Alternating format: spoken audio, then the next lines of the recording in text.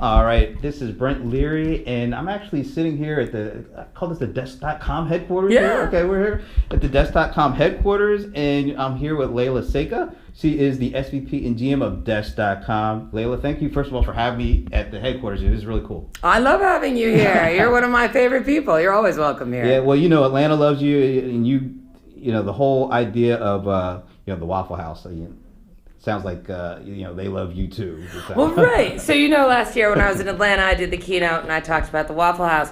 When I got back to San Francisco, the Waffle House sent me a care package full of awesome stuff. I mean, I live in Atlanta. I never get a care package. I know. That's my kind of brand. That's some customer service right there, I'll tell you. Absolutely. So tell us a little bit of your personal background before we start talking about something really important in small business, which is kind of creating a customer service. Sure. First small business.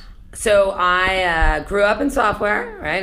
I was on the client server side for a long time, back in the day when we used to actually stamp out CDs. I came to Salesforce about 8 years ago, and I spent the first 6 years of my career here building the App Exchange, which is our partner ecosystem. You know, it's kind of an enterprise apps marketplace to find anything really to go around Salesforce. So expense management from Concur, or HR from Workday, or one of those types of things. Those types of solutions that really sit around Salesforce. And then about a year and a half ago, I took over Desk.com, which is our customer support application for small businesses. And since then, I've just been spending a lot of time with small businesses. And actually, I have this interesting career where I was doing that on the App Exchange as well. Our partners were small businesses. They were starting their business on Force.com. So that was kind of how we were talking about them, but they were still, the issues they were facing were no different than the ones that a dry cleaner would face, right, if you will. So I had a lot of experience, and it was nice to walk into Desk and actually be able to apply that and help people think through what they want to do for service. So it seems to me, and I have an opportunity to talk to some small businesses, and it definitely seems like there's more emphasis on customer service now out of the gate compared to maybe 4 or 5 years ago, 5 or 10 years ago, when small businesses were being formed.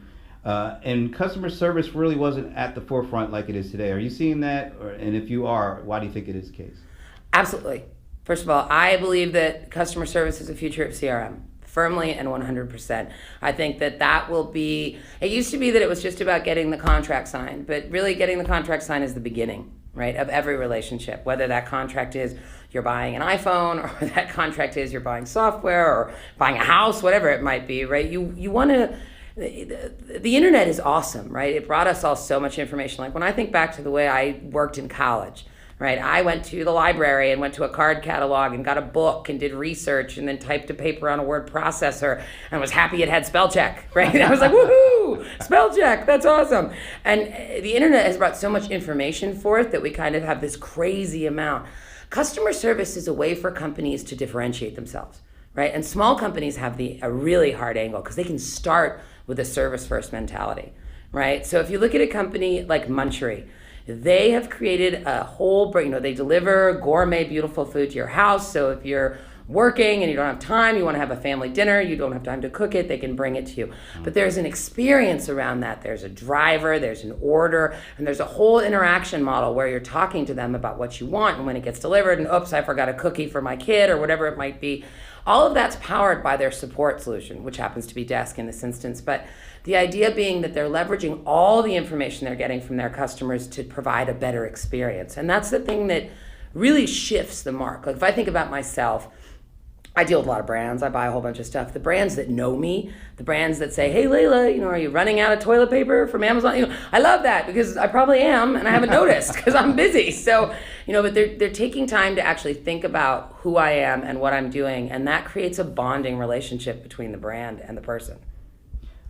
You mentioned Amazon, and I remember a Jeff Bezos quote that kind of went something, I'm going to paraphrase it. It said, the best customer service is when they don't have to call you at all. What does it take for a small business to start to get to that level of service? I think that's a process, but it begins with listening and listening everywhere, right? You don't just listen until they send you an email or a phone call because something's wrong. You watch your brand, right? And you can do that on Twitter and on Facebook. And that's where a solution like Desk becomes very powerful, right? Because we can watch for you and actually bring the information to the console of the agent so that they have a clearer idea of what's going on, right? And we actually most recently introduced this new feature called Customer Health, which is really interesting because this allows you to actually set some gauges that your company sits by. Like if the person has X number of cases in X numbers of days, we want to turn them yellow, right? Or if the person has had this kind of an experience or is saying this on Twitter, whatever the different criteria are that are important to your company, you can set that. And then the agent gets a visual indicator about what's going on with the customer, right? So it may be that Brent Leary is super happy as an individual person, but his company, CRM Essentials, is, all the other people there are not as happy. That allows me as an agent to say, oh, hey, Brent, I see you're doing well. How's everything going? Is everything okay at CRM Essentials? You guys have all the help you need? All of a sudden, you understand that I understand that maybe something's going on, right? Maybe I'm paying more attention to you. I actually care, because you do care. You care about your customers. Right. You want them to be happy. Yeah, the whole idea around becoming a customer service first organization from a small business perspective, what role does strategy and culture play in it, and also having the technology platform to kind of pull it off? Sure. I mean, I think it actually is hugely a part of strategy culture, right? And the technology piece, strategy and culture will find the money to pay for the technology pieces, which are not that expensive, honestly. It's not like these things are breaking the bank from an expense perspective. But you have to decide as a company that this is going to be a priority, that you are going to spend a lot of time listening. And that means you're going to spend a lot of time apologizing, and you're going to spend a lot of time trying to fix things, and you're going to spend a lot of time trying to understand it. But when I think about how I run Desk, I spend so much time thinking about my customers. Like, are they happy? Are they angry? Do they like it? Do they like the new feature? Are they getting what they need? So the idea that the system, and Desk does this, right? I can tell from Desk I can see trends and better understand what's happening. That helps companies, like small companies that are looking to expand out. Let's say I'm bringing up Montreal again, but they expanded to Seattle last year. And they did that without hiring more people. Right? They did that because they understood their market so well, because they had been watching their customers, watching what they were doing so well, that they knew that what kind of support they were going to need to do to go out in Seattle. I mean, that's crazy to be that intuitive. They also found out things like if you put kale on a dish, everyone buys it, at least in San Francisco, right? So those are insights that can help them, right? That can help them make their customers happier. Or people eat more fish in Seattle than they do in San Francisco. So having a fish meal on the menu is good in Seattle and maybe less important in San Francisco. But just those insights help you provide a better experience, whatever it is, even the product. I mean, that's another thing. We have good friends that run a technology company, and it's called getfeedback.com. It's a great survey company. We all use it all the time. And I was talking to one of them and I said, how do you do product planning? And he was like, Desk. We go into Desk and we see what people are saying and where people are having issues and where it's going well and what they're using. And then we make decisions based on that about what we're going to do next. And that's powerful for a small company that doesn't have a ton of resources to go do customer interviews and run around. I mean, those are all ideal, and obviously you want to do all of that. But the system should tell you kind of what the next step is. If you're investing enough and you're listening enough, the system should start to tell you about your customers. You recently put out a report, Desk put out a report around millennials and their expectation for customer service. And one of the things that really stood out to me is email is still a very important channel, and social media is an important channel, chat. But the phone is like the last thing you want to they don't ever want to call it. In fact, I think they'd rather have a root canal. Oh yeah, go to the DMV. I mean, the stats are classic. They were really funny. I mean, I laughed really hard when I read those things, just because, I mean, and this gets me really excited. This whole idea, I think the millennials are so interesting, right? I just think that their mentality, I'm a Gen Xer, right? And I definitely, the way I had approached customer support my entire life was I did it, and then I called. If I'd really just failed, utter failure was I have to call and try to figure out how to do this. And then when I called, I expected to be disappointed. I expected the person to be like, have you turned on your computer? Yes, I've turned on my, but I expected to have a really not good experience. Whereas I see I have a lot of millennials that work at Desk right there, and they're awesome. They have no tolerance for that.